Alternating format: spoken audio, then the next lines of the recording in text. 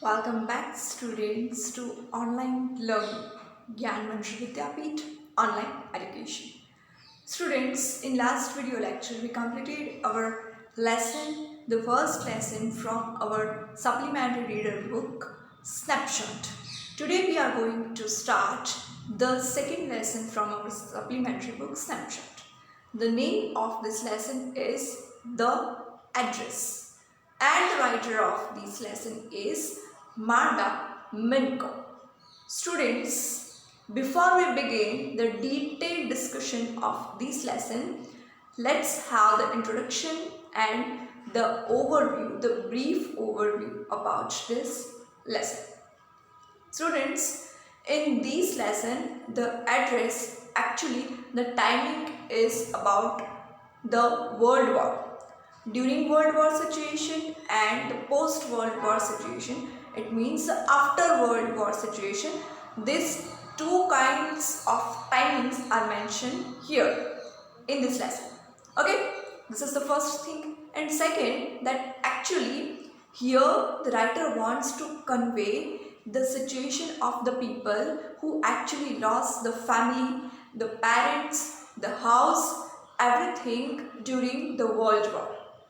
Here one character has been introduced. The lady, actually she has lost her parents, especially the mother, and lost her house during the World War because of World War. So after so many years, she remembers, actually there are these things in her mind. She remembers all these things and she decides to go back at her house, her earlier house that actually she lost. And she decides to recollect the things from the people, from the lady. Actually, it was of her possession. These things were her own things and her mother's. And it so happens that when actually the mother, before the death of mother, the mother had told the address, given the address to this daughter, the protagonist of the story, and she had told about the things and the house. And that's why this lady decides to go to reach to the address, and she decides to recollect the things that actually she lost. When she goes, she reaches to the address that was given by the mother. She observes that there is the lady wearing the coat the guardian, actually her mother was habituated to wear. Then she doubts that inside the house also there can be so many things that actually were of her possession, not of this lady. And that's why she asks to get in.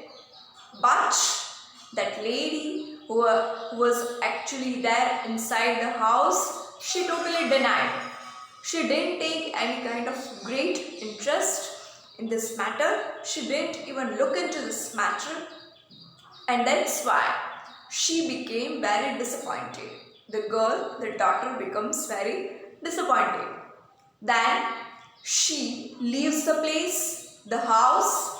Then she decides to leave even the place properly, the town. She goes to even catch the train. But then she thinks that I should have back all the things that are actually of my possession. And that's why she goes back, the same address, the same house, the same place, the address given by the mother.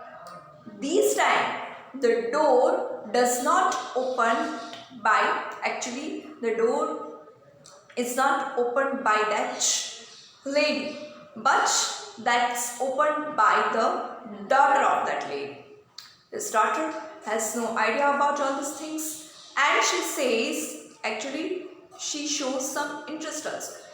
She allows her to get in, and when the daughter gets in, she observes, she looks, and the things were very much familiar. She observes about that fork also, the silver spoons also, silver forks also, and the arrangement of the house also. And she thinks that actually, she mesmerizes that actually these all are the things of her own possession, not of theirs.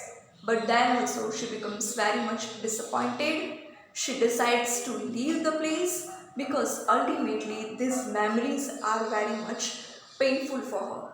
She doesn't want to remember this old memory again because there is not much except the pain, and that's why she decides to leave the place and not to come back again.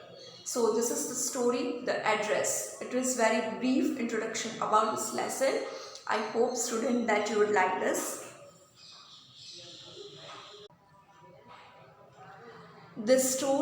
This short story is a poignant account of a daughter who goes in search of her mother's belongings after the war in Holland. The location also has been mentioned here, the place, that is Holland. When she finds them, she objects evoke memories of her earlier life. However, she decides to leave them all behind and resolves to move on. So, in a very few words, it was the introduction of this lesson. About this lesson. Okay students, now we are going to begin this lesson. You may keep your textbook with you. Okay? So let's begin. Do you still know me? I asked. Here the story has been described with this first person singular personal pronoun I. I asked. Do you still know me? I asked. The woman looked at me searchingly. She had opened the door a chain. I came closer and stood on the step. Here the situation has been given that the daughter actually who has lost the mother, the family and the things and the house also because of war. Now this lady, this is the protagonist of this story. I means that lady is actually described in this lesson. I means here right now that lady. You still know me? I asked. Means that lady, that daughter asked. And that woman looked at the lady. She's a little bit confused. No, I don't know you. I'm Mrs. S. daughter. Mrs. S is the mother of that daughter. Means the mother who had died, actually she is Mrs. S. She had her hand on the door as though she wanted to prevent it opening any further. Her face gave absolutely no sign of recognition. She kept staring at me in silence. Actually, the daughter wants to have the kind of familiarity. She wishes that the lady should recognize her, but actually the lady who is actually standing there at the door, she on her face there is no sign of recognition. It means still she is confused. She could not remember anything and on her face there is no sign of recognition. And that's why she stares at her. She was totally silent. Perhaps I was mistaken. Here I means the daughter. She thinks that maybe I have made a mistake. I have mistaken. Because that lady has no idea about me, she didn't recognize me. So, and there is no even interest, she didn't show any kind of interest to welcome me. So she thinks that maybe I have made the mistake.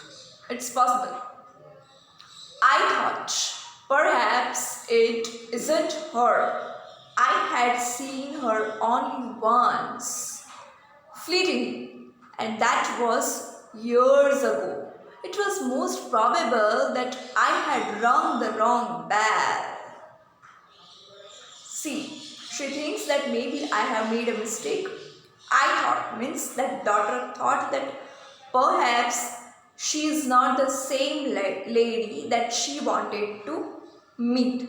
Maybe it is possible that she found the wrong address, but that is also not so. I had rung the wrong bell. Maybe it's wrong. This is not the proper place, not the even correct place. The woman let go of the door and stepped to the side. She was wearing my mother's green knitted cardigan, that jacket. First, she thinks that maybe I have made the mistake, maybe I am mistaken. But then she thinks and she looks at the cardigan, the jacket actually that lady wore. And then there is the click in her mind, that is flash. She thinks, oh my God, this is the jacket of my mother. And that's why she realizes that actually she had not mistaken. She was correct. The wooden buttons were rather bad from washing. Now the wooden buttons on the jacket, on the cardigan, now the buttons were not as same like earlier, but because of washing away, now the buttons have become pale, means dull in the color. It means that lady for so many period of times, maybe she has been wearing that clothes, that cardigan.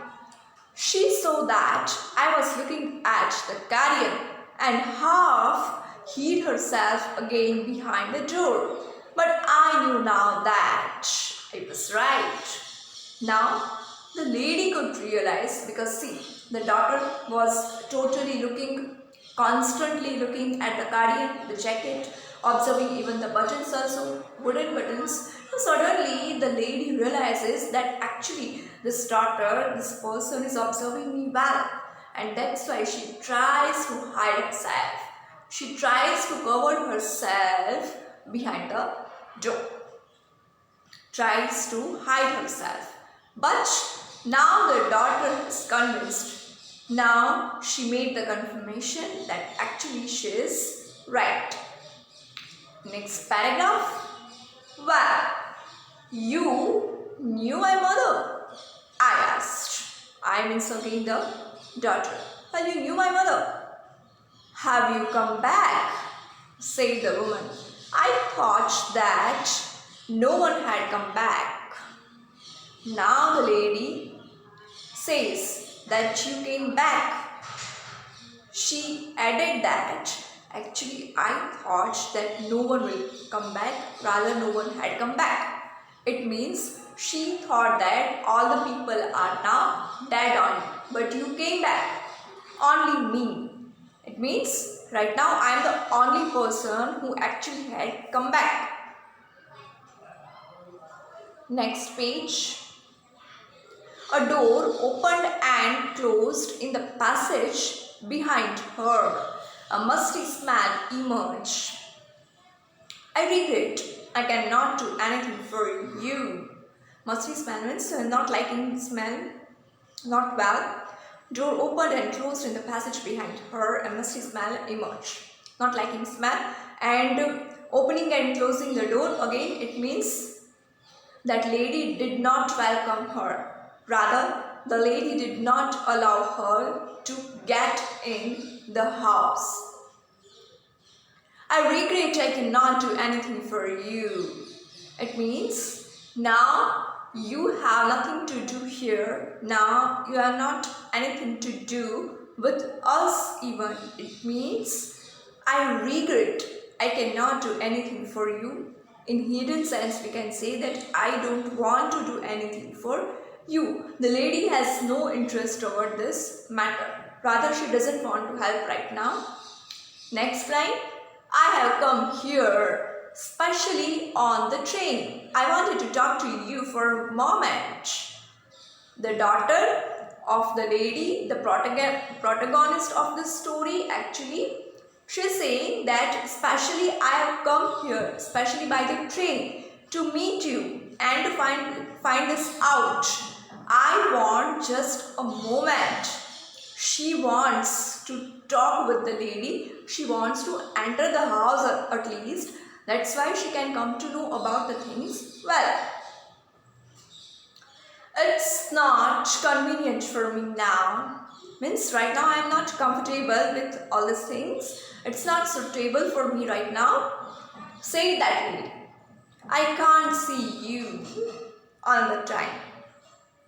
It means right now I cannot welcome you. I cannot allow you to get inside my house. You may come sometimes afterwards, later, another time. She nodded and continuously closed the door as though no one inside the house should be disturbed. She closed the door because suppose the door is open, then it is possible that the daughter of the dead lady can ask about entering the house. But suppose the door has been closed only, then there is no possibility of arrival of anybody inside the house. That's why. I stood where I was on the step. The curtain in front of the bay window moved. Someone stared at me and would then have asked what I wanted. Oh, nothing. The woman would have said it was nothing. Means here it is about the avoiding to answer anything, avoiding answer the questions. Means it is not given the answer perfectly, properly. I looked at the name plate again. Darling, it said. It means that lady is darling. Darling, it said in black letters on white enamel. On white enamel paint it was written darling. And on the jam a bit higher, the number 46, that is the number of the house.